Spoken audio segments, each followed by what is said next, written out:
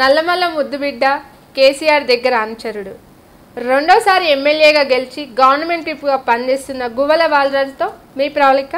నమస్కారం సార్. నమస్కారం. ఎలా ఉన్నారు? మీరు? బాగున్నాం సార్. చెప్పండి. ఇప్పుడు రీసెంట్గా మనం పీకే సర్వే చూసుకుంటే 40 గులాబీలు అవుట్ అని అంటున్నారు. మరి రెండోసారి ఎమ్మెల్యేగా ఉన్న వ్యక్తులపై కొంచెం వ్యతిరేకత ఉంది అని కూడా అంటున్నారు. మరి దీని గురించి మీరు ఎలా స్పందిస్తారు? మీరు కూడా రెండోసారి ఎమ్మెల్యేగా చేస్తున్నారు. పీకే సర్వేనే రాలేదు, తర్వాత రెండోసారైనా మూడోసారైనా మా పార్టీలో దాదాపుగా 6-7 సార్లు గెలిచినటువంటి వాళ్ళు కూడా ఉన్నారు. టీఆర్ఎస్ పార్టీ నుండి ప్రాతినిధ్యం వహిస్తున్నటువంటి ఎవరైనా సరే వ్యతిరేకత అనేది ఉండనే ఉండదు. ప్రజల్లో మమేకం అవుతూ ప్రజల కోసమే పనిచేస్తున్నటువంటి టీఆర్ఎస్ పార్టీ కానీ టీఆర్ఎస్ పార్టీ ప్రతినిధులు కానీ ప్రజల చేత ఎన్నికైనటువంటి రెండోసారి, మూడోసారి, ఐదోసారి, ఆరోసారి ఎన్నికైనటువంటి వాళ్ళు కూడా ఎక్కడ వాళ్ళ గ్రాఫ్ తగ్గినటువంటి సందర్భాలు లేవు.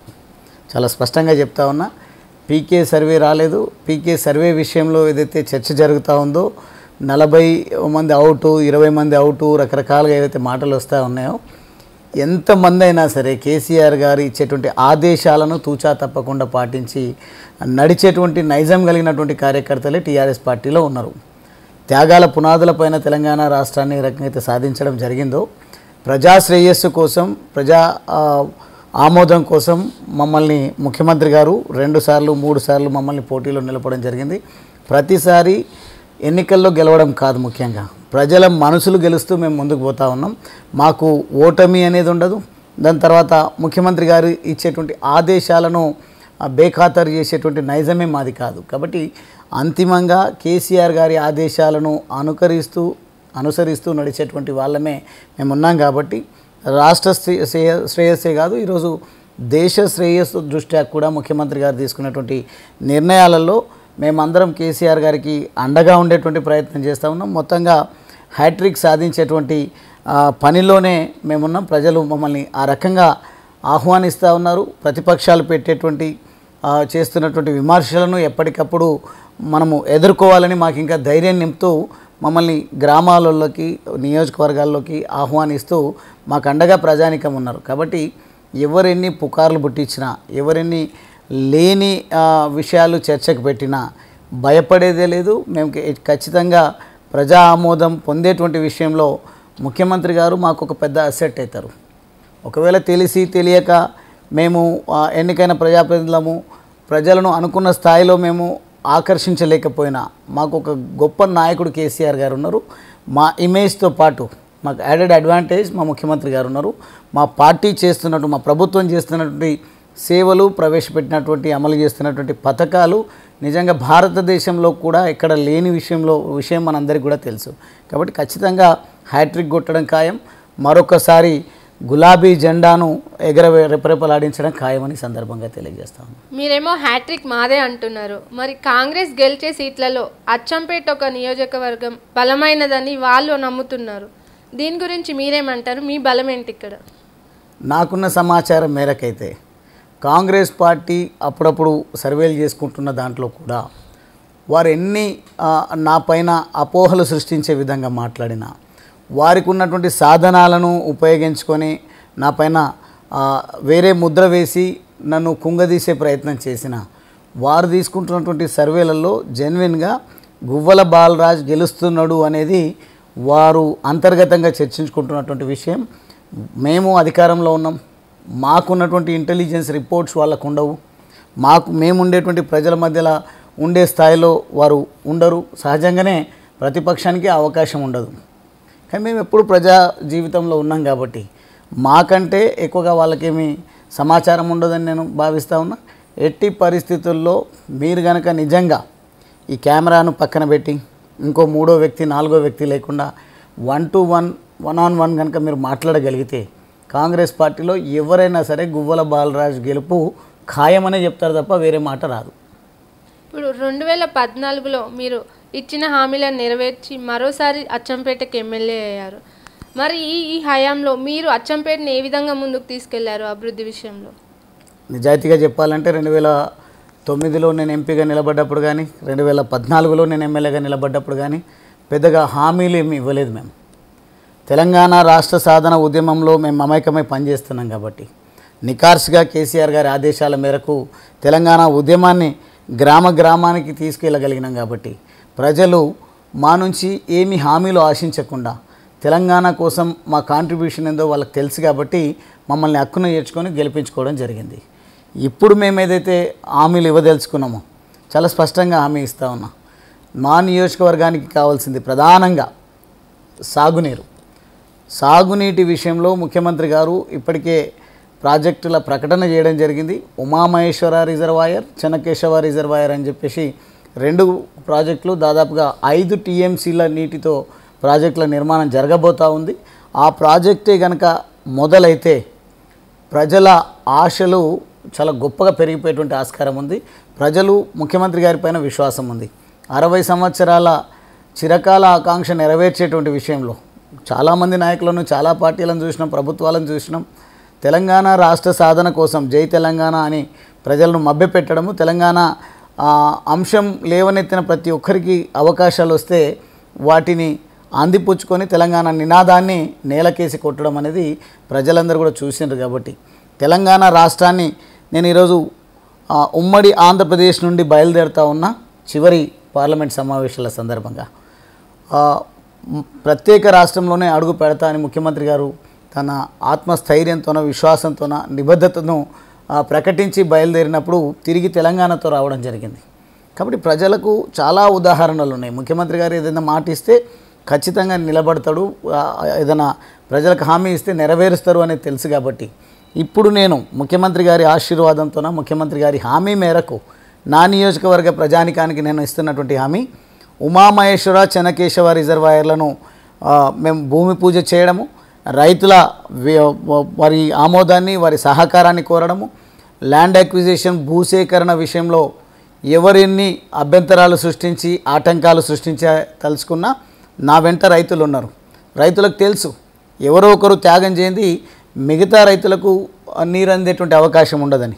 కాబట్టి వాళ్ళు అడ్డంకిగా సృష్టించేది ఒక ల్యాండ్ అక్విజిషన్, భూసేకరణ విషయంలో వస్తుండొచ్చు. కానీ ఇప్పటికే దాదాపుగా 1-2 సంవత్సరాల నుండి నా ప్రజానికాన్ని ప్రాజెక్ట్ వస్తుంది, మీరు సంసిద్ధంగా ఉండండి అని ఇప్పటికే మానసికంగా వాళ్ళని నేను సిద్ధం చేయడం జరిగింది. వారికి ఉన్నటువంటి ఆలోచన కూడా అచ్చంపేట ఎప్పుడూ తీసివేసినట్టుగా, అచ్చంపేట నిర్లక్ష్యానికి గురై, అచ్చంపేటను పూర్తిగా రాజకీయ కోణంలోనే వాడుకొని కొంతమంది, ఒక మహనీయుడు మహేంద్రనాథ్ తప్ప అందరూ రాజకీయం కోసమే వాడుకున్నటువంటి సందర్భాలు ఉన్నాయి. కాబట్టి నేను ప్రజల్లోకి వెళ్తున్నటువంటి సందర్భంలో ఇంటింటికి నల్లా విషయంలో ప్రభుత్వం తీసుకున్నటువంటి కార్యక్రమం అయినప్పటికీ ప్రభుత్వము మిషన్ భగీరథ ప్రకటించక ముందే నేను మొదటగా ముఖ్యమంత్రి గారు 2014 బహిరంగ సభ ఎన్నికల ప్రచార సభకు ముఖ్యమంత్రి గారు వచ్చినప్పుడు నేను ఒక డిపిఆర్ సిద్ధం చేసుకొని సర్వే నిర్వహించుకొని నా అంతటా నేను కృష్ణానది లింగాల గట్టు నుండి, లింగాల పక్క నుంచి కృష్ణానది నుంచి అచ్చంపేటకు సాగునీటి కోసము ఒక 100-150 కోట్లతో కూడినటువంటి ప్రణాళికను, ప్రాజెక్ట్ రిపోర్ట్ను ముఖ్యమంత్రి గారికి ఇచ్చినప్పుడు ముఖ్యమంత్రి గారు కొంత విననట్టుగా ఉన్నారు. అప్పుడు నేను కొంత డిసప్పాయింట్ అయినా. కానీ తర్వాత ముఖ్యమంత్రి గారి ఆలోచనలో ఉన్నది, ముఖ్యమంత్రి గారి మెదడులో నాంతున్నది మిషన్ భగీరథ. ఎట్లయితే సిద్దిపేటలో ఇంటింటికి ముఖ్యమంత్రి గారు ఎమ్మెల్యేగా ఉన్నప్పుడే ఇంటింటికి తాగునీరు అందించడం జరిగిందో ఆ పథకాన్ని పూర్తి స్థాయిలో రచించుకొని సిద్ధంగా ఉన్నారు. కాబట్టి ముఖ్యమంత్రి గారు నేను ఏదైతే ప్రతిపాదన పెట్టినో దానికి పెద్దగా స్పందించకుండా ఉన్నారు. కానీ అంతిమంగా తెలంగాణ రాష్ట్రం వచ్చిన తర్వాత, టీఆర్ఎస్ పార్టీ అధికారంలోకి వచ్చిన తర్వాత ఇంటింటికి నల్లా కార్యక్రమం కానీ, మిషన్ భగీరథ, మిషన్ కాకతీయ, అదేవిధంగా కళ్యాణ లక్ష్మి, షాదీ ముబారక్, చాలా కార్యక్రమాలు, రైతు బంధు, రైతు బీమా, వీటన్నింటిని కూడా ఎన్నికల హామీ కాకుండా అధికారంలోకి వచ్చిన తర్వాత ఒకరోజు సర్వే నిర్వహించి ప్రజలకు కావాల్సినటువంటి ప్రణాళికలు రూపొందించడం జరిగింది. ఆ మాదిరిగా మిషన్ భగీరథ అనే పథకాన్ని కూడా ముఖ్యమంత్రి గారు రచించుకొని ఉన్నారు. కాబట్టి ఎన్నికల బహిరంగ సభలో నేను ప్రస్తావించినటువంటి అంశం విషయంలో పెద్దగా స్పందించకుండా ముఖ్యమంత్రి గారి మధ్యలో ఉన్నటువంటి పథకం ఏదైతే ఉందో మిషన్ భగీరథ, దాన్ని అమలు చేసి దాదాపుగా 2 లక్షల కిలోమీటర్ల మేరకు రాష్ట్ర వ్యాప్తంగా పైప్ లైన్లు వేయించి ఇంటింటికి ఒక నాణ్యమైనటువంటి తాగునీటిని అందించడం జరిగింది. అదే మాట ప్రజలు నమ్మినరు. మా కోసం పాటుపడే మా ఎమ్మెల్యే మా గువ్వల బాలరాజు ఉన్నాడు అని నమ్మి నాకు 2 సార్లు నన్ను గెలిపించడం జరిగింది. ఈ సందర్భంగా మీ V3 న్యూస్ ద్వారా కూడా నేను నా ప్రజానికానికి, నా అచ్చంపేట ఓటర్ మహాశైలకు, నాకు వెన్నుదన్నుగా ఉంటున్నటువంటి నా ప్రజానికానికి నేను హామీ ఇస్తా ఉన్నా, ఖచ్చితంగా మనం కలలు కంటున్నటువంటి సాగునీటి ప్రాజెక్టులు ఏవైతే ఉన్నాయో, చెన్నకేశవ రిజర్వాయర్, అదేవిధంగా ఉమామహేశ్వర రిజర్వాయర్, వీటిని ఖచ్చితంగా నేను సాధిస్తా.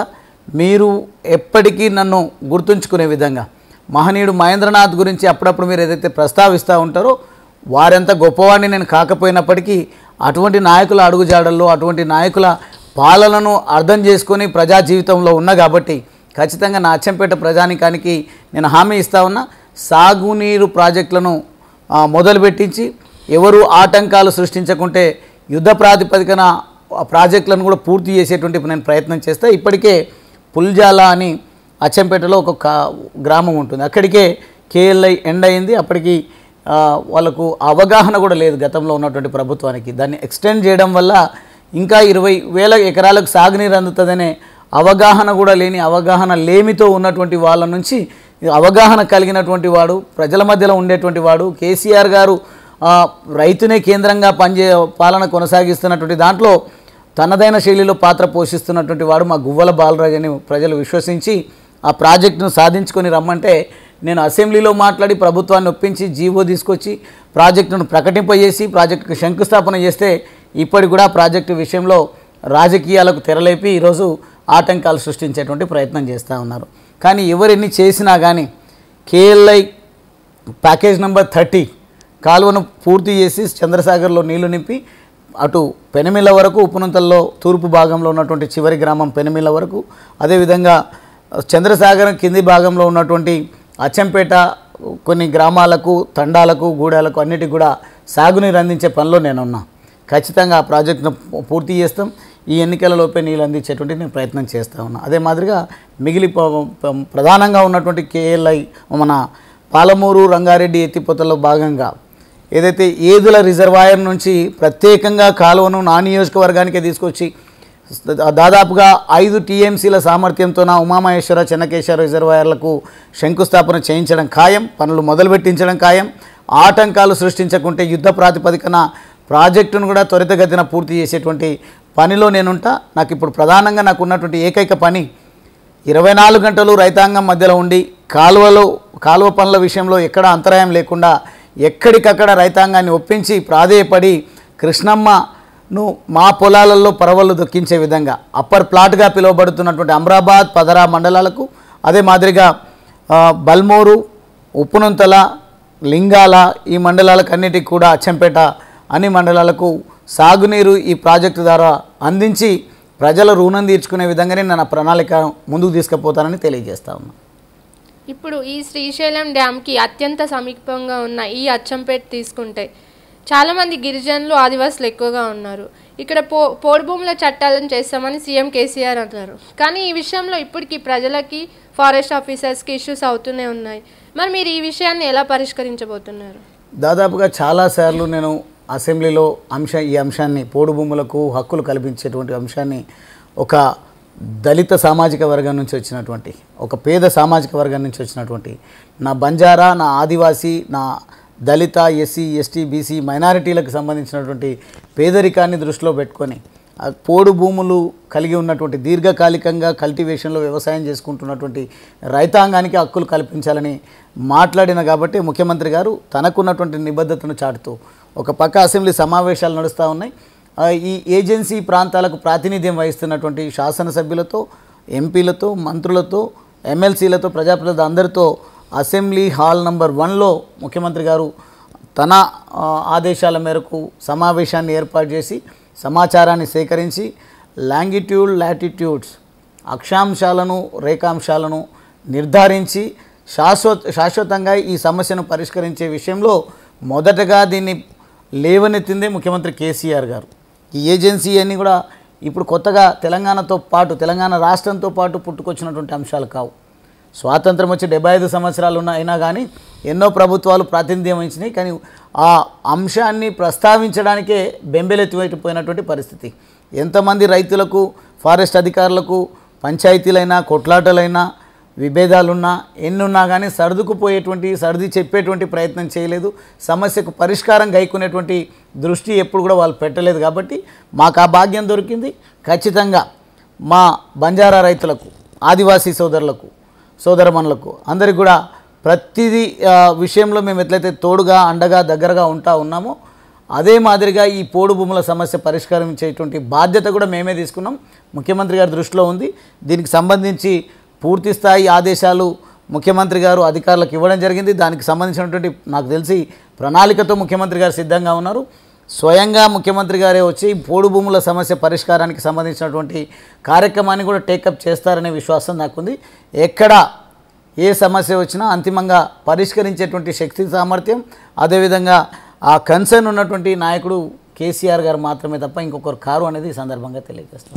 ఇప్పుడు సీఎం కేసీఆర్ని తీసుకుంటే 2014లో నన్ను చూసి తెలంగాణ సెంటిమెంట్ని చూసి ఓట్లేశారు అన్నారు.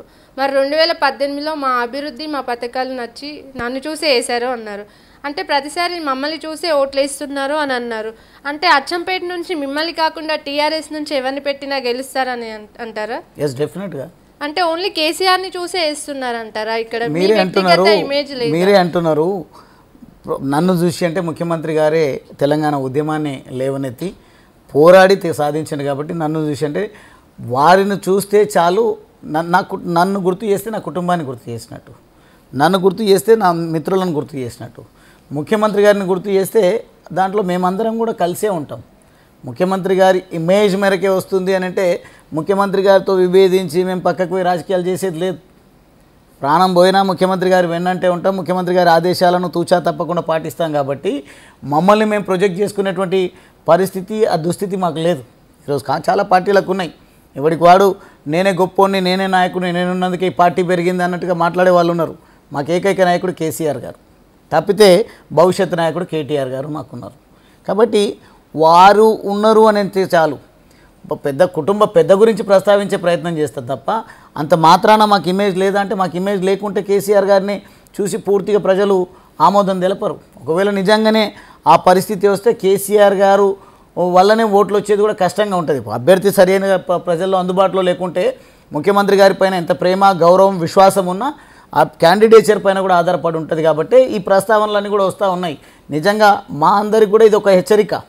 మేమందరం ఒళ్ళోంచి పనిచేయాలి, ప్రజల మధ్యలో ఉండాలి, ప్రజల కోసమే పాటుపడాలి. కాబట్టి ఎప్పటికప్పుడు ముఖ్యమంత్రి గారు గతంలో కూడా చెప్పడం జరిగింది, అందరికీ నేను టికెట్లు ఇవ్వడానికి సిద్ధంగా ఉన్నా, కొంత కష్టమైనా మిమ్మల్ని గెలిపించుకోవడానికి సిద్ధంగా ఉన్నా, కానీ మీరు మాత్రం ఎక్కడ క్యారెక్టర్ను కానీ క్యాండిడేచర్ను కానీ జార విడుచుకోవద్దు, ఖరాబ్ చేసుకోవద్దు అని మాట మాట్లాడారు. కాబట్టి మేము వారి విశ్వాసాన్ని మేము చురగొని మేము అందరం కూడా టికెట్లు దక్కించుకోవడం జరిగింది.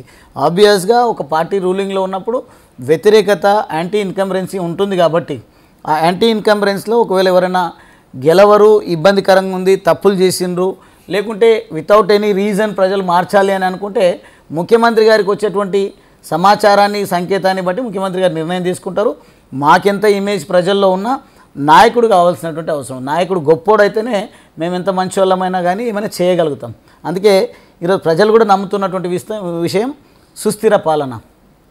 ఈ ఏదైతే ప్రభుత్వం ప్రాజెక్టులు చేస్తూ ఉందో ఇవి మళ్ళీ వేరే వాళ్ళ చేతుల్లో పెట్టి రాష్ట్ర అభివృద్ధిని కుంటుబడేయడం కాకుండా ఇదే ప్రభుత్వానికి, ఇదే నాయకుడికి బాధ్యత అప్పగించాలనే ప్రిపరేషన్లో మానసికంగా ప్రజలు, ఓటర్ మహాశయులందరూ కూడా సిద్ధంగా ఉన్నారు. కాబట్టి ముఖ్యమంత్రి గారు రాజకీయాల్లో ఉన్నాం కాబట్టి ఎంత మనం గెలుస్తామనే ధీమా ఉన్నప్పటికీ ప్రజల్లో ఉండేటువంటి ప్రయత్నం చేయండి, ప్రజలకు అనుగుణంగా ఉండండి అని చెప్పేసి చెప్పడం జరిగింది. డెఫినెట్గా మా గురించి మేము గర్వంగా చెప్పుకుంటాం. ప్రజల్లో మాకు విశ్వాసం ఉంది కాబట్టి, మేమంటే నమ్మకం ఉంది కాబట్టి మమ్మల్ని తిరస్కరించరు. ప్రజలు మాకు దైవ సమానులు, తల్లిదండ్రి సమానులు. కాబట్టి మేము ఎక్కడైనా తప్పు చేసినట్టున్నా వారే మమ్మల్ని సరి చేసే ప్రయత్నం చేస్తారు, చక్కదిద్దేటువంటి ప్రయత్నం చేస్తారు తప్ప మా ప్రజలు మమ్మల్ని దూరం చేసుకునేటువంటి ఆలోచన వాళ్ళకు లేదు. మాకు కూడా ఈ ప్రాణం ఉన్నంత వరకు, ప్రత్యేకంగా నా విషయాన్ని ప్రస్తావిస్తే, నా ప్రాణం ఉన్నంత వరకు నేను అచ్చంపేట ప్రజానికం కోసం, అచ్చంపేట అభివృద్ధి కోసం, అచ్చంపేటలో గుణాత్మకమైనటువంటి మార్పును తీసుకురావడం కోసమే నా జీవితాన్ని అర్పిస్తా తప్ప ప్రజలు ఎక్కడైనా నాతో విభేదించి ఎవరైనా నాతో గిట్టక లేకుంటే కొన్ని పార్టీలు మాట్లాడినా కుంగిపోయేది లేదు, ప్రజల నుంచి దూరం అయ్యేది లేదు. నాకుండే ఇమేజ్ నాకుంది, ప్రజలతో ఉండేటువంటి తత్సంబంధాలు నాకున్నాయి. ముఖ్యమంత్రి గారి ఇమేజ్ చరిష్మా కూడా యాడ్ అవుతుంది. కాబట్టి ఖచ్చితంగా నేను గెలుస్తా, మా ప్రభుత్వం కూడా అధికారంలోకి మళ్ళీ వస్తుంది. ఒకవేళ 2023 ఎలక్షన్స్లో టీఆర్ఎస్ కనుక హ్యాట్రిక్ సాధిస్తే కేటీఆర్ని సీఎంగా చూడవచ్చని కొన్ని వార్తలు వినిపిస్తున్నాయి. దీని గురించి మీకేమైనా లీడ్స్ ఉన్నాయా? అదే కాకుండా కేటీఆర్ గారిని ముఖ్యమంత్రిని చూడడమే కాదు, కేసీఆర్ గారిని ప్రధానిగా కూడా చూడాలని దేశ ప్రజానికం భావిస్తూ ఉంది. ఒకవేళ ఆ పరిస్థితి వస్తే మా అంత అదృష్టవంతులు దేశ ప్రజలు అదృష్టవంతులు అవుతారు తప్ప పెద్దగా నష్టం ఉండదు. కేటీఆర్ గారికి అపారమైనటువంటి అనుభవం ఉంది. కేసీఆర్ గారు భారతదేశ తలరాతను మార్చే విధంగా ఒక దిశానిర్దేశం చూపించి ముందుకు పోవాలనే సంకల్పంతోన రాష్ట్ర రాజకీయాలను ఇప్పటికే వారు సరిచేసిండ్రు, గాడిలో పెట్టిండ్రు. మమ్మల్ని అంతా కూడా ఒక అనుభవం మాకు కొంత అందించిండ్రు, మాకు ఒక దిశానిర్దేశం చూపించిండ్రు. కాబట్టి రాష్ట్ర భవితవ్యం మా కేటీఆర్ గారి చేతుల్లో, మా చేతుల్లో ఉంటుంది.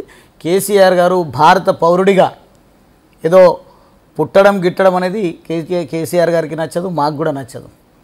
పుట్టినాం కాబట్టి ఈ జన్మకు సార్థకత ఉండాలంటే అవసరమైన ప్రతి చోట ఈ ప్రజాస్వామ్య దేశంలో మనవంతు పాత్ర పోషించాలనే ఒక సంకల్పంతో ముఖ్యమంత్రి గారు ఉన్నారు. కాబట్టి మీరు అన్నట్టుగా చర్చ రావచ్చు, కేటీఆర్ గారిని ముఖ్యమంత్రిని చేస్తారు అని. ఈ చర్చ వచ్చినప్పుడు ఖచ్చితంగా భారతదేశ దిశను మార్చే విధంగా ముఖ్యమంత్రి గారు ముందుకు పోవాల్సినటువంటి అవసరం ఉందని ప్రజలు భావిస్తున్నారు. కాబట్టి ఎన్నికల తర్వాత ఏం జరగబోతుందో అతి త్వరలోనే ముఖ్యమంత్రి గారు ఇచ్చేటువంటి ఆదేశాల మేరకు మేము పనిచేస్తాం. ముఖ్యమంత్రి గారు రాష్ట్ర రాజకీయాల్లో ఉన్న, దేశ రాజకీయాల్లో ఉన్న, ఎక్కడున్నా వారు ఆశిస్తున్నది, ఆలోచిస్తున్నది మాకు ఏదో రకంగా తెలిసి వస్తుంది.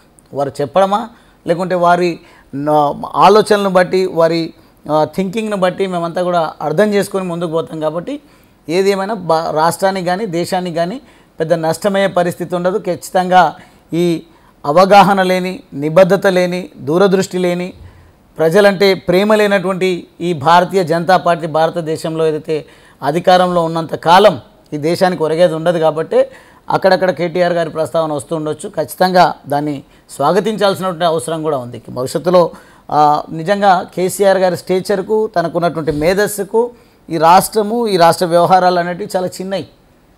తాను వారికి ఉన్నటువంటి అనుభవం మేరకు 1 సంవత్సరము 6 నెలల కాలంలోనే మీరెందుకు ఇంటింటికి నల్లాతో పాటుగా 24 గంటలు రైతాంగానికి ఉచితంగా కరెంట్ ఇవ్వడము, రెప్పపాటు కూడా కరెంటు పోకుండా విద్యుత్తు సరఫరాను, నాణ్యమైనటువంటి విద్యుత్తు సరఫరాను ముఖ్యమంత్రి గారు అందించడము, మా ఒక 3 సంవత్సరాల వరకు కూడా ఈ విద్యుత్తు సమస్య ఉంటుంది అని చెబుతూనే తన మేధస్సును రంగరించి ముఖ్యమంత్రి గారు 6 నెలల వ్యవధి లోపలనే విద్యుత్తు సమస్యను 2014లో అధికారంలోకి వచ్చిన వెంటనే పరిష్కరించారు. కాబట్టి ఇవన్నీ కూడా కొన్ని గంటలు, రోజులు, నెలలు, సంవత్సరాలలోనే పరిష్కరించేటువంటి నేర్పరితనము, అవగాహన, నిబద్ధత ఉంది. కాబట్టి ఈరోజు పటిష్టమైనటువంటి పునాదులు తెలంగాణ రాష్ట్ర అభివృద్ధి విషయంలో ముఖ్యమంత్రి గారు వేయడం జరిగింది. కాబట్టి ఇప్పుడు దేశ రాజకీయాల్లో తనదైన పాత్ర పోషించి దేశ భవితవ్యాన్ని కూడా మార్చే దిశగా ముఖ్యమంత్రి గారు, కేసీఆర్ గారు వెళ్ళాలని ప్రజలు కోరుకుంటున్నారు. కాబట్టి కేసీఆర్ జీ సంఘర్ష్ కరో హమ్ ఆప్కే సాథ్ హై అనే నినాదాన్ని భారతదేశ నలుమూలల నుంచి వినిపిస్తూ ఉంది ప్రజానికం. కాబట్టి ఆ దిశగా ముఖ్యమంత్రి గారు నిర్ణయం తీసుకున్నప్పుడు భవిష్యత్తులో ఆబ్వియస్గా కేటీఆర్ గారు ప్రాతినిధ్యము, కేటీఆర్ గారి నాయకత్వం ఈ రాష్ట్రానికి ఉంటుందనేది మాత్రం ఖాయం. ఇప్పుడు మీరు అన్నట్టుగా కేసీఆర్ బీఎస్ఆర్తో ముందుకు వెళ్దాం అనుకుంటున్నారు, కానీ మీరు ఇప్పుడే అన్నారు బీజేపీ అని. కానీ మీ వెనకలనే బీజేపీ హస్తం ఉందని అంటున్నారు. మరి బీజేపీకి మీకు అంత ఉత్తుత్తి వారు, మీరు ఒకటే అని కూడా వార్తలు వస్తున్నాయి. దీని వెనుక నిజం ఏంటంటారు? అంటే ఎదుర్కొనే శక్తి లేక, బీజేపీతో పోటీపడి ఎదురొడ్డి నిలబడే దుర్మార్గాలను, అరాచకాలను, ఈ దుష్టపాలనను అంతమొందించే విషయంలో విఫలమైంది కాంగ్రెస్ పార్టీ. కాబట్టి కాంగ్రెస్ పార్టీకి మా గురించి డైరెక్ట్గా ఏం మాట్లాడలేక ఈరోజు మేము బీజేపీతో కలిసిపోయినామనే మాట మాట్లాడుతూ ఉన్నారు. నిజమైనటువంటి సెక్యులర్ పార్టీ ఏదైనా ఉంది అంటే అది టీఆర్ఎస్ పార్టీ. నిజమైన సెక్యులరిస్ట్ ఎవరైనా ఉన్నారు అంటే అది కేసీఆర్ గారు. అటువంటి నాయకుడు మతతత్వ పార్టీలు, మత విద్వేషాలను రెచ్చగొట్టి ఈరోజు పైశాచిక ఆనందాన్ని పొందుతూ పాలనే ధ్యేయంగా, రాష్ట్రాన్ని దోచుడే లక్ష్యంగా, దేశాన్ని దోచుడే లక్ష్యంగా బీజేపీ ప్రభుత్వం ముందుకు పోతున్నప్పుడు, యుద్ధానికి సిద్ధమైపోతున్నప్పుడు ఇటువంటి మాటలు మాట్లాడుతున్నారంటే వాళ్ళ మాటల్లో ఎంత వెయిటేజ్ ఉంది, ఎంత నిజమైనటువంటి సత్యం ఉందో మనమంతా అర్థం చేసుకోవాల్సినటువంటి అవసరం ఉంది. ఎట్టి పరిస్థితుల్లో తెలంగాణ రాష్ట్రం ఏర్పాటు తర్వాత ఒంటరిగా పోతాం, ప్రజా ఆమోదాన్ని పొందుతాం, అధికారంలోకి వస్తామని ఏదైతే చెప్పడం జరిగిందో అదే పద్ధతిలో భారతదేశ రాజకీయాల్లో కూడా బీజేపీ కాంగ్రెస్తో ఎటువంటి సంబంధాలు లేకుండా కలిసి వచ్చేటువంటి ప్రాంతీయ పార్టీలు కానీ ముఖ్యమంత్రి గారి భావాజాలంతోనే ఏకీభవించేటువంటి భారత భవితవ్యాన్ని ఒక మంచి మార్గంలో ముందుకు తీసుకుపోవాలనే ఆలోచన కలిగిన ప్రతి భారత పౌరుడితో భారతదేశంలో ఉన్నటువంటి బీజేపీ కాంగ్రెస్ ఇతర పార్టీల నాయకులతో జతగట్టి ముఖ్యమంత్రులతో జతగట్టి భారతదేశ చరిత్రను మార్చే దిశగా నవభారత నిర్మాణం దిశగా ముఖ్యమంత్రి గారు ముందుకు పోతారు. ఎవరు ఎన్ని విమర్శలు చేసినా ఎవరు ఎన్ని లోపాయికారి ఒప్పందాలతోన నిస్సిగ్గుగా కాంగ్రెస్ పార్టీ తెలుగుదేశం పార్టీతో పొత్తు పెట్టుకున్నది. కాంగ్రెస్ పార్టీ అక్కడక్కడ లోపాయికారి ఒప్పందాలతోన బీజేపీతోన పొత్తు పెట్టుకున్నది. అంతెందుకు హుజూరాబాద్ ఎన్నికలే దానికి నిలువెత్తు సాక్ష్యం. అక్కడ బీజేపీ అభ్యర్థి గెలుపొందితే కాంగ్రెస్ పార్టీకి మాత్రం 2,000-2,500 ఓట్లు వచ్చినాయి. అంటే ఎవరు అమ్ముడు పోయినట్టు, ఎవరు లోపాయికారి ఒప్పందాలతోన ముందుకు పోతున్నట్టు, ఎవరు ఈ భారతదేశ స్థితిని అధోగతి చేసే పని చేస్తూ ఉన్నారో మనకు అర్థమవుతూ ఉంది. కాబట్టి ఈ అంతరించిపోతున్నటువంటి కాంగ్రెస్ పార్టీ గురించి వాళ్ళు చేసే విమర్శల గురించి పట్టించుకునే ప్రశ్నే లేదు. వారు అధికారంలోకి వచ్చినటువంటి రాష్ట్రాల్లో కూడా అధికారాన్ని నిలబెట్టుకోలేక ఈరోజు బీజేపీకి అప్పచెప్పినటువంటి అసమర్థ పార్టీ కాంగ్రెస్ పార్టీ. ఆ పార్టీ కదా మీరు అంటున్నది ఈరోజు బీజేపీ ప్రభుత్వము టీఆర్ఎస్ ప్రభుత్వము కొల్లుడైనాయి అని చెప్పేసి ఒక్కటిగా ఉన్నారు, వారు వీరు వేరు కాదని మాట్లాడుతుంది. ఇంకెవరు మాట్లాడతారు? కాంగ్రెస్ తప్ప. కాంగ్రెస్ పార్టీకి ఈరోజు వాళ్ళ నాయకుడి పైన ఈడీ కేసెస్ పెట్టినా నిజంగా ఆయన ఎంత మంచోడే అయితే మావాడు నికార్సైన మనిషి నిజాయితీ గల్లోడని మాట్లాడవచ్చు. ఒకవేళ దుర్మార్గంగానే బీజేపీ ప్రభుత్వం ఆయన పైన కేసులు పెట్టి ఉంటే ఇప్పటికి భారతదేశ వ్యాప్తంగా ఉన్నటువంటి ప్రజానికాన్ని కలుపుకొని ఒక యుద్ధాన్ని ప్రకటించేటువంటి అవకాశం ఉన్నది. కానీ మంచి మంచి సందర్భాలను జారవిడుచుకుంటున్నారంటే నాకు తెలిసి వాళ్ళవి కూడా లోపాలు ఉన్నాయి కాబట్టి, దేశాన్ని దోచిండ్రు కాబట్టి ఈరోజు అటువంటి ఈడీ కేసులలో ఇరుక్కొని ఇబ్బంది పడుతున్నటువంటి పరిస్థితి. అటువంటి పార్టీల మాటలను లెక్కబెట్టే ప్రసక్తే లేదు. ఏ నికార్సైన తత్వంతోనో ముఖ్యమంత్రి గారు తెలంగాణ వచ్చుడో కేసీఆర్ సచ్చుడో అనే నినాదంతో ముందుకు పోయి తెలంగాణ రాష్ట్రాన్ని సాధించడం జరిగిందో, నవభారత నిర్మాణం విషయంలో కూడా నవ యువకులను, అదేవిధంగా యువ రక్తాన్ని, మహిళలను, రైతాంగాన్ని, అందరినీ కార్మికులను, అసంఘటితంగా ఉన్నటువంటి కార్మికులను అందరినీ కూడా కలుపుకొని ముఖ్యమంత్రి గారు ఖచ్చితంగా ఈ మోడీ అనే ఒక ప్రధాని గారు ఎవరైతే ఉన్నారో ఆయన భావాజాలము, ఆయన ఆహాభావాలు ఇవన్నీ కూడా చూసి విసిగి వేసారి కేవలము ఈ డ్రెస్సింగ్లకు, ఫోటోలకు, పేపర్లకు లేదంటే టీవీలకు ఫోజులు ఇచ్చేటువంటి నాయకుడు కాదు కావాల్సింది, ప్రజల కోసం పాటుపడేటువంటి నాయకుడు అవసరమని ప్రజలు భావిస్తున్నటువంటి ఈ తరుణంలో ముఖ్యమంత్రి గారు బయలుదేరుతూ ఉన్నారు. కాబట్టి ఇవన్నీ కూడా విమర్శలు వస్తూనే ఉంటాయి. వాళ్ళతో వీళ్ళతో కొల్లుడైనని ఆధారాలు లేనటువంటి మాటలు మాట్లాడుతూనే ఉంటారు. అటువంటి వాళ్ళ మాటలను లెక్క చేయము. ఖచ్చితంగా తెలంగాణ రాష్ట్ర సాధన విషయంలో మా నిబద్ధతను మేము ఎట్లయితే చాటి మేము విజయాన్ని సాధించడం జరిగిందో ఖచ్చితంగా భారతదేశ రాజకీయాల్లో ఒక నవశకాన్ని, ఒక గొప్ప కొత్తదనాన్ని భారతదేశ ప్రజానికానికి చూయిస్తామని ఈ సందర్భంగా మా విశ్వాసాన్ని ప్రకటిస్తాం. ఇప్పుడు మీరన్నట్టుగానే చూసుకుంటే హుజూరాబాద్ ఎలక్షన్స్లో దళితునికి ఒక్కొక్క కుటుంబంలో దళితులకి 10 లక్షలు ఇచ్చారు. మరి రాష్ట్రం మొత్తం ఉన్న దళితులకైతే అందరికీ ఇవ్వలేదు. ఈ పథకం విషయంలో వ్యతిరేకత అయితే నెలకొన్నదని విశ్లేషకులు అంటున్నారు. మరి అక్కడ అందరికీ పంచినా కానీ ఎందుకు మీ పార్టీ గెలవలేకపోయింది? అప్పటికి మేము పంచలేదు, ప్రకటించినాము, గ్రౌండింగ్ అయినాయి. తర్వాత మేము ఓట్ల కోసము దళిత బంధు ప్రకటించి అక్కడే ఓట్లు దండుకునే ప్రయత్నం మేము ఎక్కడ కూడా చేయలేదు. వాళ్ళు ఇంకా పైపెచ్చు బీసీలలో, ఓసీలలో ఈ వ్యత్యాసాలు సృష్టించి ఈ పథకమే వద్దు అనే విధంగా మాట్లాడిండొచ్చు. కానీ ఈ కొల్యూడ్ పాలిటిక్స్ ఏవైతే ఉన్నాయో కాంగ్రెస్ పార్టీ, బీజేపీ పార్టీ కనుక కలిసి దొంగలు ఊళ్ళు పంచుకున్నట్టుగా ఆలోచించకుండా ఉంటే అద్భుతమైన మెజారిటీతోనే టీఆర్ఎస్ పార్టీ గెలిచేది. ఇది ప్రజాస్వామ్యం. ఒకవేళ మేము చేసినటువంటి పథకం విషయంలో వాడు చెడు ప్రచారం చేయడం వల్ల కొంత అర్థం చేసుకున్నటువంటి ఓటర్లు, ఇది ప్రజాస్వామ్యం, వాళ్ళ స్వేచ్ఛ ప్రకారం ఓటేసి ఉండొచ్చు. కానీ దళిత బంధు విఫలమైంది, రైతు బంధు విఫలమైంది, ఇంకొకటి విఫలమైందని ఆ విఫల మాటలు మాట్లాడడం అనేది ఎట్టి పరిస్థితుల్లో ఆయా పార్టీలకు శ్రేయస్కరం కాదు. ప్రజలు అర్థం చేసుకుంటారు.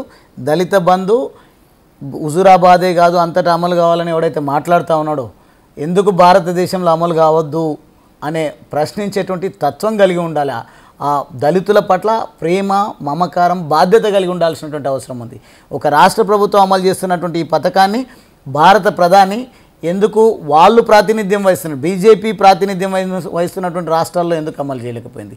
ప్రధానిగా, బాధ్యత కలిగినటువంటి ప్రధానిగా బీజేపీ పాలిత రాష్ట్రాలపైన ఒక చూపు, ఇక్కడ ఒక చూపు చూపిస్తున్నప్పటికీ దళిత బంధు కనీసం వాళ్ళు ప్రాతినిధ్యం వహిస్తున్నటువంటి రాష్ట్రాల్లోనైనా ఇవ్వాల్సినటువంటి అవసరం ఉంది. దళితుల పట్ల ప్రేమ లేనటువంటి వాళ్ళు ఎన్ని మాట్లాడినా జై భీమ్ అనే నినాదం మాత్రం ఈరోజు భారతదేశ వ్యాప్తంగా వినిపిస్తూ ఉంది. దళిత బంధు ద్వారా ఈ దళిత బంధు పథకాన్ని భారతదేశ వ్యాప్తం చేసేటువంటి పనిలో ముఖ్యమంత్రి గారు ఉన్నారు. దళిత బిడ్డలుగా మేమందరం కూడా అదే ప్రయత్నం చేస్తాం. కేంద్రంలో ఉన్నటువంటి ప్రభుత్వాలను మెడలు వంచి ఎట్లయితే తెలంగాణ రాష్ట్రాన్ని మేము సాధించుకోవడం జరిగిందో, భవిష్యత్తులో ఇప్పుడు ఏదైతే డెఫినెట్గా ఈ ప్రభుత్వము ఈ దళిత బడుగు బలహీన వర్గాల, పేద వర్గాల వ్యతిరేక ప్రభుత్వాలు ఏవైతే ఉన్నాయో ఆ ప్రభుత్వాలు కుప్పగూలిపోవడం ఖాయం. ఖచ్చితంగా ఈ భారతదేశంలో తెలంగాణ రాష్ట్రం ఇప్పటికే పలు పథకాల విషయంలో ఆదర్శంగా నిలబడ్డది. కాబట్టి తెలంగాణ రాష్ట్రమే ఒక ఆదర్శవంతమైనటువంటి రాష్ట్రం, ఆదర్శవంతమైనటువంటి ముఖ్యమంత్రిగా ఈ రాష్ట్రానికి పేరు వచ్చింది. కాబట్టి దేశానికి కూడా ఈ అన్ని పథకాలు అందించి భారతదేశమే ఒక మోడల్గా ప్రపంచానికి దిక్సూచిగా ఉండే విధంగా ఖచ్చితంగా ఈ దళిత బంధును భారతదేశ వ్యాప్తంగా అమలు చేయించే పనిలో మేమందరం కూడా ఉంటామని తెలియజేస్తాం. మరి ఆ ఎలక్షన్స్లో ఈటెల గెలుపు తర్వాత మీరేమైనా ఇబ్బందులు ఎదుర్కొన్నారా? అంటే మీరు ఈటెల గెలిస్తే నేను రాజీనామా చేస్తానని అన్నారు కదా, అప్పటికి చాలామంది రాజీనామా చేయలేదు అని మీ వెంటబడ్డారు, కాల్స్ కూడా చేశారు. ఆ కాల్స్కు, ఆ ట్రోలింగ్స్కు భయపడేవని కాదు. కాబట్టి ఒక ధీరుడిగా, వీరుడిగా నేను వాళ్ళు చేసేటువంటి కాల్స్కు రెస్పాండ్ అయినా. కొన్ని సందర్భాల్లో ఎందుకంటే మాకు కూడా ఆత్మగౌరవం ఉంటుంది కాబట్టి వాళ్ళు రెచ్చిపోయే ధోరణిని అడ్డుకట్ట వేయాలని కొన్ని సందర్భాల్లో వాళ్ళు మాట్లాడే భాషలో నేను కూడా మాట్లాడడం జరిగింది. నిజంగా ఒక రకంగా వాళ్ళ వల్ల నా లాంగ్వేజ్ను మార్చుకునేటువంటి పరిస్థితి వచ్చిందంటే చదువుకున్న యువకుడిని, ప్రజాప్రతినిధిగా నేనే ఆ దిశగా పోయేటువంటి వాతావరణాన్ని భారతీయ జనతా పార్టీ సృష్టిస్తుంది. అంటే ఇంకా చూసి చూడనట్టుగా ఉంటే మాత్రం భారతీయ జనతా పార్టీ ఆగడాలు ఈ భారతదేశ ప్రతిష్టను గంగలో గొల్పే ప్రయత్నం చేస్తారు అనే ఉద్దేశంతోన వాళ్ళు చేసినటువంటి ట్రోల్స్ విషయంలో ఆ ఛాలెంజ్ను స్వీకరించలేక ఎవరైనా దమ్ముంటే తెలంగాణ రాష్ట్ర సాధన ఉద్యమంలో రాజీనామాలు చేయకుండా వెన్నుజూపి పారిపోయినని నేను ప్రస్తావించిన. కిషన్ రెడ్డి గారి పేరు ప్రస్తావించడం జరిగింది. అంతెందుకు ఈరోజు ప్రజాప్రతినిధులుగా ఉంటున్నటువంటి ఎంపీలో, ఎమ్మెల్యేలో రాజీనామాకు సిద్ధపడితే నేను సిద్ధంగా ఉన్నా అని చెప్పడం జరిగింది తప్ప ఎక్స్ ఎమ్మెల్యే అయినటువంటి ఎంవీఎస్ఎస్ ప్రభాకర్ గారితో నేను ఛాలెంజ్ను నేను సిద్ధం లేను, నా ఛాలెంజ్ను స్వీకరించండి అంటే ఎవరు స్వీకరించడానికి సిద్ధంగా లేరు. కానీ ఆ ట్రోల్స్ విషయంలో ఇబ్బంది పెట్టేటువంటి ప్రయత్నం చేసినా భయపడే ప్రసక్తే లేదు. నా రక్తంలోనే భయం అనేది ఉండదు అనేది నేను చాలా స్పష్టంగా ప్రజానికానికి తెలియపరిచే విధంగా ఎన్ని కాల్స్ వచ్చినా, ఎవరిని కామెంట్స్ చేసినా నిలబడ్డా. ఖచ్చితంగా భవిష్యత్తులో కూడా ఈ దుర్మార్గపు ఆలోచనలతోన ప్రజలను భయభ్రాంతులకు గురి చేసే ప్రయత్నం ఎవడు చేసినా ఖచ్చితంగా నిలబడతాం, వాళ్ళను రాజకీయంగా అంతు చూస్తామని కూడా తెలియజేస్తాం. ఓకే, ఇప్పుడు ఇదంతా పక్కన పెడితే ఇప్పుడు కాళేశ్వరం ప్రాజెక్ట్ తీసుకుందాం. ఎన్నో కళలతో భారీగా ఖర్చు పెట్టి కాళేశ్వరం ప్రాజెక్ట్ని నిర్మించారు. ఇటు కాంగ్రెస్ పార్టీ తీసుకుంటే మేము కట్టిన ప్రాజెక్టులు కరెంటును ఉత్పత్తి చేస్తున్నాయి, కానీ ఈ కాళేశ్వరం ప్రాజెక్ట్ నుంచి పంటని పండించాలంటే లక్షల్లో ఖర్చు పెట్టాల్సి వస్తుంది అంటున్నారు. ఇటు బీజేపీని తీసుకుంటే ఈ కాళేశ్వరంతో కుంభకోణాలతో జేబులు నింపుకున్నారని విమర్శలు వస్తున్నాయి. మరి దీనికి మీరేమంటారు? ఇది ఒక డాక్యుమెంటరీ వచ్చింది. ఒక రికార్డు సమయం లోపల ఈ ప్రాజెక్టును నిర్మించినటువంటి ఒక గొప్ప ఇంజనీర్, గొప్ప మేధావి, గొప్ప ముఖ్యమంత్రి అని కేసీఆర్ గారికి ప్రశంసల జల్లు ప్రపంచవ్యాప్తంగా కురుస్తున్నాయి. అది జీర్ణించుకోలేక ఈ కుంభకోణమని, ఆ కుంభకోణమని విచ్చలవిడి మాటలు మాట్లాడి ప్రజల మనసును కాల్చేటువంటి ప్రయత్నం చేసిండ్రు. కానీ ప్రజలు విఘ్నులు కాబట్టి ఎవడెన్ని తప్పుడు ప్రచారాలు చేసినా నమ్మలేదు. వస్తున్నటువంటి ప్రతి ఎన్నికల్లో ముఖ్యమంత్రి గారికి అండగా నిలబడాలి. కులమానం రాజకీయంగా ఎప్పుడైనా కానీ ముఖ్యమంత్రి కానీ ఒక పొలిటికల్ పార్టీకి కానీ కులమానం విజయాలే ఉంటాయి. కాబట్టి ఒకవేళ మేమే కనుక దుర్మార్గాలు చేసి ఉంటే ప్రజలు మమ్మల్ని శిక్షించేవాళ్ళు. మేము ప్రజా కోణంలో, రైతు కోణంలో, రైతే కేంద్రంగా పాలన కొనసాగించినాం కాబట్టి రైతు దీవెనలతోనే మేము రెండోసారి అధికారంలోకి వచ్చినాం. భవిష్యత్తులో కూడా ఇదే రైతులు, ఇదే పేదలు, ఇదే బడుగు బలహీన వర్గాలు, ఇదే ప్రజలు, తెలంగాణ ప్రజలు, భారత ప్రజలందరూ కూడా మమ్మల్ని హక్కున చేర్చి ఆదరిస్తారని ఈ సందర్భంగా నేను తెలియజేస్తా ఉన్నాను. మొన్న మోడీ వచ్చినప్పుడు మా ప్రభుత్వమే వస్తుంది, మా పవనాలే వీస్తాయి అని అన్నారు. మొన్న కార్పొరేటర్లను కూడా పిలిపించుకున్నారు, సమావేశం పెట్టారు. దీని వెనుక ఆంతర్యం ఏంటంటారు? రాజకీయ కోణం. రాజకీయంగా మేము డబుల్ ఇంజన్ అంటున్నారు కదా, రాష్ట్రాలు కూడా మేము దోస్తాం, దేశాన్ని కూడా దోషేస్తాం. మేమిద్దరం గుజరాతీలము, ఇంకో ఇద్దరు గుజరాతీలకు దేశానికి అమ్ముడు పెట్టినాం. ఎక్కడ ఆటంకాలు లేకుండా ఇక్కడ కూడా ప్రభుత్వం మాదే ఉంటే అమ్మేసేయచ్చు అనే ప్రయత్నంతోన ఇక్కడ రాజకీయ మాటలు మాట్లాడింది. కానీ ఒక భారత ప్రధానిగా బాధ్యత కలిగినటువంటి హోదాలో ఉన్నటువంటి నాయకుడు మాట్లాడాల్సినటువంటి మాటలు కావు అవి. ఒక అఫీషియల్ కార్యక్రమానికి వచ్చినప్పుడు రాజకీయాల పట్ల మాట్లాడడం అంటే తన విజ్ఞత ఏందో ప్రజానికానికి అర్థమైంది. కాబట్టి భారత ప్రధానిగా వచ్చిండ్రా, భారతీయ జనతా పార్టీ కార్యకర్తగా వచ్చిండ్రా వాళ్ళకే తెలియాలి. కానీ కార్పొరేటర్లను విలువని, లేకుంటే ఇంకెవరైనా వాళ్ళ కమిషన్ ఏజెంట్లు ఉంటే వాళ్ళని విలువని ఎట్టి పరిస్థితుల్లో తెలంగాణ రాష్ట్రంలో అయితే కళ. వాళ్ళు ఎట్లయితే గతంలో ముఖ్యమంత్రి గారు 2018 ఎన్నికల్లో 1-2కే పరిమితమైతే ఈ పార్టీలని ఎట్లయితే మాట చెప్పడం జరిగిందో ఇప్పుడు కూడా అదే చెప్తా ఉన్నాం. వాళ్ళు డబుల్ డిజిట్ చేరడం అనేది ఇంపాసిబుల్ ఉంటుంది. బీజేపీ పార్టీ ఒక మతతత్వ పార్టీ, మత విద్వేషాలు రెచ్చగొట్టి ప్రజల్లో ఆంతర్యాలు సృష్టించి రాజకీయాల కోసమే మేము ఉన్నామనే సంకేతాన్ని చాలా స్పష్టంగా ఇస్తూ వస్తూ ఉన్నారు. కాబట్టి ప్రజల్లో చాలా అవగాహన పెరిగింది. మీ అటువంటి మీడియా సాధనాలు కూడా వాళ్ళు చేస్తున్నటువంటి దుర్మార్గాలను ఎండగడుతూ చూపించాల్సినటువంటి అవసరం ఉంది, చూపిస్తారు కూడా. ఎందుకంటే బాధ్యత కలిగినటువంటి మీడియా ఈరోజు ఒక మెయిన్ పిల్లర్గా సమాజంలో ఉంటుందని మనము ఎట్లయితే judiciary, media, political system, bureaucracy అని మాట్లాడుతూ ఉంటామో దాంట్లో మీరు కూడా మీ పాత్ర మీరు పోషించాల్సినటువంటి అవసరం ఉందని కూడా మీ V3 న్యూస్ ద్వారా మిగతా మీడియా సోదరులకు కూడా, మీడియా ఛానల్స్ కూడా నేను విజ్ఞప్తి చేస్తూ ఉన్నా. ఎట్టి పరిస్థితుల్లో వాళ్ళు మాట్లాడుతున్నటువంటి మాటలు ఈ మధ్యకాలంలో వాళ్ళు ఎట్లా రెచ్చగొట్టి మాట్లాడుతున్నారు, ఎట్లా మత విద్వేషాలను రెచ్చగొట్టే విధంగా మాట్లాడుతున్నారు, భారత ఖ్యాతిని దెబ్బతీసే విధంగా గల్ఫ్ కంట్రీస్ కూడా ఈరోజు మనల్ని ఏ రకంగా చూస్తున్నాయో మనకంతా అర్థమవుతుంది. భారత ప్రతిష్టను దిగజార్చే పనిలో మోడీ పడ్డారు. కాబట్టి మోడీని ఖచ్చితంగా రాజకీయంగా అంతమొందించాలనే ఆలోచన ధోరణి భారత ప్రజానికం చేస్తూ ఉందనేది మాత్రం స్పష్టం.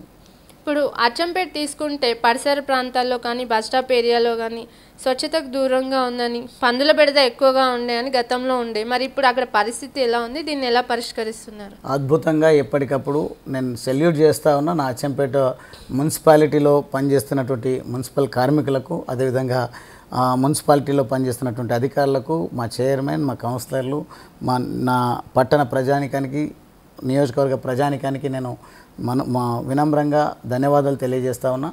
ఈ పల్లె ప్రగతి, పట్టణ ప్రగతిలో మీరు ఎప్పటికప్పుడు పల్లెలను శుభ్రంగా ఉంచుకోవాలని ఒక తాపత్రయంతో ముఖ్యమంత్రి గారి ఆదేశాలను అనుకరిస్తూ నడుస్తూ ఉన్నారు. అదే కారణం ఈరోజు వైరల్ ఫీవర్స్ లేకపోవడం. అదేవిధంగా ఒక ప్రపంచాన్నే గడగడలాడించినటువంటి ఈ కరోనా వైరస్ వల్ల కూడా నా నియోజకవర్గంలో పెద్దగా నష్టం జరగకుండా ఎప్పటికప్పుడు 5 నెలల పాటు ఒక్కరోజు కూడా హైదరాబాద్కు రాకుండా ప్రతిరోజు మాస్కులు ధరించి వివిధ రకాల జాగ్రత్తలు తీసుకొని నేను, నా సతీమణి, నా మిత్రులు, నా స్నేహితులు, నా పార్టీ నాయకులు, కార్యకర్తలు, ప్రజాప్రతినిధులు అందరం కలిసి ప్రజల మధ్యలో ఉన్నాం. కాబట్టి అచ్చంపేటలో కరోనా మరణాలు ఎక్కువగా రాకుండా నివారించగలిగినాం. భవిష్యత్తులో కూడా ఒక ఆరోగ్యవంతమైనటువంటి అచ్చంపేటగా, ఒక అద్భుతమైనటువంటి అభివృద్ధిని సాధించి ముందుకు పోయే విధంగా నా వంతు పాత్ర నేను పోషిస్తాను. అసలు గువ్వల బాలరాజు అంటేనే ఆయనకు చాలా కోపం ఎక్కువ, అధికారులపై ఎప్పుడు చిరుబురులాడతారో అని అంటున్నారు. కొంతమంది ప్రజలైతే అసలు ప్రజలకు కలవడానికి అవకాశమే ఇవ్వరు, అనుచరులు అసలు దగ్గరికి కూడా వెళ్ళనివ్వరని అంటున్నారు. ఇది నిజమేనా? అది మీరు ఎంక్వైరీ చేసి చెప్పండి. అంటే మీ వర్షన్లో చెప్పండి, మీరు టైం ఇస్తున్నారా లేదా, ఎలా ఉంటున్నారు? 24/7 నా ప్రజలకు అందుబాటులో ఉంటా. అదేవిధంగా డైరెక్ట్ ఓటర్ను ప్రతి ప్రౌడ్ని కూడా కలిసేటువంటి అతి తక్కువ నాయకులలో నేను ఒక్కడినని చెప్పుకోవడానికి నేను గర్వపడతా ఉన్నా. అంత గొప్ప యాక్సెస్ ఉండడానికి కారణం ముఖ్యమంత్రి గారు. అచ్చంపేట ఎట్టి పరిస్థితుల్లో నేను పుట్టిన నియోజకవర్గం కాదు, కానీ నాకు రాజకీయంగా జన్మనిచ్చినటువంటి నియోజకవర్గం. నేను వనపర్తి వాస్తవ్యుడినైనా అక్కడికి వెళ్తే ప్రజలు నన్ను హక్కున చేర్చుకొని, నన్ను సొంతం చేసుకొని, నన్ను అన్ని విధాలుగా నన్ను తీర్చిదిద్ది ఇంత స్థాయికి నన్ను తీసుకొచ్చారు. కాబట్టి ప్రజలకు ఎప్పుడు ఇతర నాయకులపైన ఆధారపడకుండా ప్రతి వ్యక్తితో నాకు సంబంధాలను కొనసాగిస్తాను. నాకున్నటువంటి పేరైతే అది వాస్తవం ఏందో తెలియదు, నా మెమరీ విషయంలో నేను కూడా చెప్పలేను. కానీ ఒక 30-40 వేల మందిని పేరు పెట్టి పిలుస్తాడు గువ్వల బాలరాజ్. మమ్మల్ని అన్ని సందర్భాల్లో గుర్తిస్తాడు, గౌరవిస్తాడు. మాకేం పని ఉన్నా దళారులు లేకుండా లేకుంటే ఇతరులను మేము సంప్రదించకుండా డైరెక్ట్గా నేరుగా ఎమ్మెల్యే గారి దగ్గరికి వెళ్ళేటువంటి వెసులుబాటు ఉందని నా ప్రజలే చెప్తున్నారు. కాబట్టి ఇదే విమర్శ గతంలో మొదటిసారి ఎన్నికైనప్పుడు కూడా చేసిండ్రు. మున్సిపల్ ఎన్నికలను దృష్టిలో పెట్టుకొని కూడా చాలా విమర్శలు చేసిండ్రు. ఎన్ని చేసినా ప్రజలు నా వైపే మొగ్గు చూపుతున్నారు, నన్నే ఆశీర్వదిస్తున్నారు. అంటే దానికి కారణం ప్రజల కోసమే పుట్టినటువంటి నాయకుడు గువ్వల బాలరాజ్ అని నాకు వచ్చినటువంటి పేరే కారణమని ఈ సందర్భంగా నేను తెలియజేస్తాను. ఇప్పుడు అచ్చంపేటలో విద్యా వైద్యం సదుపాయాలు ఎలా ఉన్నాయి? మరి 100 పడకల ఆసుపత్రి అన్నారు, అది ఎంతవరకు వచ్చిందంటారు? 100 పడకల ఆసుపత్రి పూర్తి అయింది. ప్రారంభోత్సవం కోసం సిద్ధంగా ఉంది. ముఖ్యమంత్రి గారు ఎప్పుడు వచ్చినా కానీ అద్భుతమైనటువంటి ఎక్విప్మెంట్, స్టాఫ్ అన్నిటిని కూడా సాధించాలనే ఒక ఆలస్యంతోనే ఒక 2-3 నెలలు ఆలస్యం అవుతున్నప్పటికీ సాధించిన 100 పడకల ఆసుపత్రులు సాధించినటువంటి 5 నియోజకవర్గాల్లో నా నియోజకవర్గం ఒకటి. ముఖ్యమంత్రి గారు ప్రకటించిన 100 పడకల దవాఖానాలు 5 ఉంటే మొదటిసారి అధికారంలోకి వచ్చినప్పుడు అందులో నాదొకటి ఉంది. కాబట్టి డాక్టర్ని కాకపోయినా నేను యాక్టర్ని అయితే కాదు, యాక్టింగ్ చేయను, ప్రజల కోసమే పాటుపడతా అనేది ప్రజలకు అర్థమైంది. కాబట్టే ప్రజలు నేను 100 పడకల ఆసుపత్రిని నిర్మించిన అన్నా కానీ మా కోసమే పాటుపడతాడు. కొంచెం ప్రారంభోత్సవం ఆలస్యమైందన్నా దాని వెనక ఏదో ఆలోచన ఉంటుంది మా ఎమ్మెల్యే గారిదనే నమ్ముతారు. ప్రతిపక్షాలు ఎన్ని మాట్లాడినా కానీ వాళ్ళు ఎంత డాక్టర్లైనా యాక్టర్లైనా ప్రజల ఆరోగ్యం దృష్ట్యా ప్రేమ కలిగినటువంటి నాయకుడిని మాత్రం నేనే అని మాత్రం నేను అభివర్ణిస్తా ఉన్నా. అది నాకు ప్రజలు ఇచ్చినటువంటి ఒక గౌరవం. ఇప్పటికి కూడా లోకల్ నాన్ లోకల్ అంటూ ప్రచారం అయితే జరుగుతుంది. వేరే ఆరోపణలు లేకనే దీన్ని బలపరుస్తున్నారంటారా ప్రతిపక్షాలు? ఒకటి, రాజ్యాంగం పట్ల అవగాహన లేకపోవడం. లోకల్ నాన్ లోకల్ అనేది ఏముండదు ప్రజాస్వామ్యంలో. నాకున్నటువంటి హక్కు మేరకు నేను అక్కడ వెళ్ళడం, ప్రజలు నా తత్వాన్ని గమనించి నన్ను హక్కున చేర్చుకోవడం. ఈరోజు స్థిర నివాసం అని మీరు అంటున్నారు. స్థిర నివాసము ఒక బిల్డింగ్ కన్స్ట్రక్షన్ చేసుకోవడం కాదు. నేను నా అచ్చంపేట ప్రజల గుండెల్లో గూడు కట్టుకొని ఉన్నా. నన్ను నాన్ లోకల్ అనే మాటతో నన్ను ఎవరు కూడా ఓడించలేరు, నన్ను కుంగదీయలేరు, నన్ను ప్రజల నుంచి వేరు చేయలేరు. అదే కాకుండా ప్రజలకు అవసరమైన పనులు ఏదైతే నేను చేస్తూ ఉన్నానో ప్రజలు దానికి లోకల్ నాన్ లోకల్తో మాకు సంబంధం లేదు, మాట్లాడే వాళ్ళకు బుద్ధి జ్ఞానం ఉండాలి అని చెప్పేసి నువ్వు స్థిర నివాసం లోకల్ అని చెప్తున్నటువంటి వాడు నీకు ఇల్లే లేదు అని చెప్పేసి ఇప్పటికి మాట్లాడుతున్నారు. ఆ ఇల్లు కట్టుకొని ఆత్మవిశ్వాసాన్ని ప్రజల్లో నింపలేకపోతున్నటువంటి వాళ్ళు, మేము ప్రజాసేవకులము ప్రజల కోసమే ఉంటున్నటువంటి వాళ్ళు ఆయన చెప్తున్నటువంటి వాళ్ళు ప్రజల ఆరోగ్యాలతో వ్యాపారాలు చేస్తూ ఉన్నారు. నేను మాత్రం ఉన్నటువంటి వ్యాపారాలను సైతం పక్కన పెట్టి ప్రజల సేవ కోసమే అంకితమై ముందుకు పోతూ ఉన్నా. కాబట్టి నా నివాసం అచ్చంపేట టౌన్లో కాదు, అచ్చంపేట వివిధ గ్రామాల్లో కాదు, అచ్చంపేట ప్రజల గుండెల్లో ఉందనేది మాత్రం నా విశ్వాసం. వరంగల్ రైతు డిక్లరేషన్ తర్వాత కాంగ్రెస్ పార్టీ అనుకుంటుంది టీఆర్ఎస్లో ప్రకంపనలు సృష్టించామని, ఇది నిజమేనంటారా? వాళ్ళు ఏమనుకుంటే మాకేం సంబంధం? వాళ్ళకి రైతులంటే ప్రేమనే లేదు. ఇప్పుడు ఆ పార్టీకి అధినేతగా ఉన్నటువంటి వాడికి గతంలో వ్యవసాయం దండగానే వారసత్వం నుంచి వచ్చినటువంటి వాడు. చంద్రబాబు పంచాన చేరి తెలంగాణ రాష్ట్ర సాధనకు అడ్డుపడ్డటువంటి వాడు. అటువంటి వాడు ఏదో రైతు డిక్లరేషన్ అంటే రైతులు నమ్మే పరిస్థితి ఉందా? రైతులకి ఏమైనా ఒరగబెట్టిందా? కాంగ్రెస్ పార్టీ ఒరగబెట్టిందా? లేదంటే బీజేపీ పార్టీ తెలుగుదేశం పార్టీ ఏమైనా ఒరగబెట్టిందా? రైతులను పిట్టల్లాగా కాల్చి చంపినటువంటి తెలుగుదేశం పార్టీ నుంచి వచ్చి ఈరోజు కాంగ్రెస్ పార్టీకి అధినేతగా ఉన్నటువంటి వాడు ఈరోజు రైతుల గురించి కపట ప్రేమలు ఒలకబోస్తూ ఉంటే, ముసలి కన్నీరు కారుస్తూ ఉంటే నమ్మడానికి ఎవరు సిద్ధంగా లేరు. వాళ్ళ డిక్లరేషన్ ద్వారా ప్రకంపనలు ఏమైనా సృష్టిస్తే వాళ్ళ మధ్యలో ప్రకంపనలు ఏర్పడ్డాయి. అందుకనే అమెరికా ప్రయాణం చేసిండు ఆయన. ఈరోజు ఇక్కడ ఏదో ప్రోగ్రాం పెట్టిండ్రు. ఆ ప్రోగ్రాం బయటక ఏదో చింతన్ శిబిర్ ఏదో కార్యక్రమం రూపకల్పన చేస్తే దానికి చైర్మన్గా బట్టి విక్రమార్క గారిని పెట్టిండ్రు. అలా పార్టీలో కేవలం నేను గొప్ప అంటే నేను గొప్ప, నేనున్నా అంటే నేనున్నా అని చాటి చెప్పేటువంటి కార్యక్రమాలు జరుగుతూ ఉన్నాయి తప్ప ఈ రైతు డిక్లరేషన్ అనేది ఎట్టి పరిస్థితుల్లో ప్రజలు విశ్వసించారు. రైతులకు Congress party, BJP party, Telugu Desam party, భారతదేశంలో ఉన్నటువంటి ఇటువంటి జాతీయ పార్టీలపైన విశ్వాసం లేదు. రైతు నాయకుడిగా ముఖ్యమంత్రి గారు ఉన్నారు కాబట్టి స్వయానా రైతు అయినటువంటి కేసీఆర్ గారి ద్వారానే రైతులకు ఇంత మేలు జరిగింది. ప్రాజెక్టులు వచ్చినాయి, రైతు బంధు వచ్చింది, రైతు బీమా వచ్చింది, 24 గంటలు ఉచితంగా విద్యుత్ వస్తూ ఉంది. ఒక పక్క కేంద్ర ప్రభుత్వము రైతులు పండించినటువంటి ధాన్యాన్ని కొనుగోలు చేయలేకపోయినా తప్పుడు సంకేతాలు ఇచ్చి ప్రజలను రెచ్చగొట్టి ప్రజలు తప్పుదో పట్టించిన ముఖ్యమంత్రి గారు రైతులను ఆదుకోవాలని ఆలోచనతో 3,000 కోట్ల రూపాయల భారం ప్రభుత్వం పైన పడ్డా కానీ రైతులు పండించినటువంటి వరి ధాన్యాన్ని ఈ ప్రభుత్వం కొనుగోలు చేయడం జరిగింది. దట్ ఈస్ రైతు ప్రభుత్వం అంటే. అటువంటి నాయకుడు ఈరోజు రాష్ట్రానికి నాయకత్వం వహిస్తూ ఉన్నారు కాబట్టి రైతులు ఏకపక్షంగా ముఖ్యమంత్రి కేసీఆర్ గారి వైపు ఉంటారు. ఇప్పుడు ఎంతోమంది త్యాగాలతో ఎంతోమంది కృషితో తీసుకొచ్చిన తెలంగాణ వచ్చిన తర్వాత టీఆర్ఎస్లో ఉద్యమకారుల హవానే నడుస్తుంది అనుకున్నారు. కానీ కేసీఆర్ ఏమో వలస వచ్చిన వాళ్ళకి ఎక్కువ ప్రాధాన్యత ఇవ్వడం వల్ల ఉద్యమకారుల చరిత్ర మాసిపోయినట్టేనా ఇక్కడ? నేను ఉద్యమకారుణ్ణే. ఉద్యమకారులు ఎక్కడ మరుగున పడ్డారో మీరు చెప్పండి. నిజంగా ఒకవేళ ఉద్యమకారులు ఉద్యమం చేసి పొలిటికల్ ఆస్పిరేషన్తో ఉన్నటువంటి వాళ్ళ లిస్ట్ ఏమవుతుంటే నాకు ఇవ్వండి. నేను కూడా ఒక ఉద్యమకారుడిగా తోటి ఉద్యమకారుడిగా ముఖ్యమంత్రి గారి దృష్టికి నేను పార్టీ దృష్టికి కూడా తీసుకుపోయేటువంటి ప్రయత్నం చేస్తా. ఈరోజు అస్థిరపరిచేటువంటి ఈ ప్రభుత్వాన్ని కూలదోసేటువంటి ప్రయత్నం చేసిండ్రు కాబట్టి విసిగి వేసారి కాంగ్రెస్ పార్టీ తెలుగుదేశం పార్టీలో ఉన్నటువంటి నాయకులు కేసీఆర్ గారి నాయకత్వాన్ని పటిష్టపరచాలి. తెలంగాణ రాష్ట్ర సాధన ఒకెత్తైతే రాష్ట్రాన్ని ఒక అభివృద్ధి పథంలో ముందుకు తీసుకుపోతున్నటువంటి నాయకుడి నాయకత్వంలో పనిచేయాలని కలిసి వచ్చినటువంటి వాళ్ళకు వాళ్ళ నిబద్ధతను బట్టి అర్హతను బట్టి స్టేచర్ను బట్టి అవకాశాలు ఇస్తుండొచ్చు.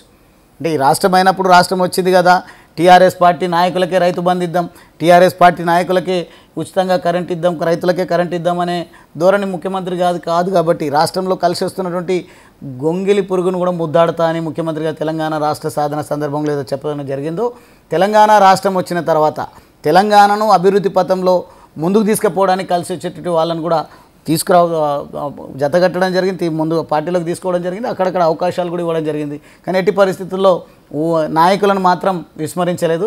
ఈరోజు కాంగ్రెస్ పార్టీని చూస్తే 75 సంవత్సరాలు 40 సంవత్సరాలు 50 సంవత్సరాలు పనిచేస్తున్నటువంటి వాళ్ళని పక్కన పెట్టి ఈ కిరాయి గారిని తీసుకొచ్చి పీసీసీకి ప్రెసిడెంట్ చేసిన అనేది ఒక చర్చ మాత్రం జరుగుతూ ఉంది.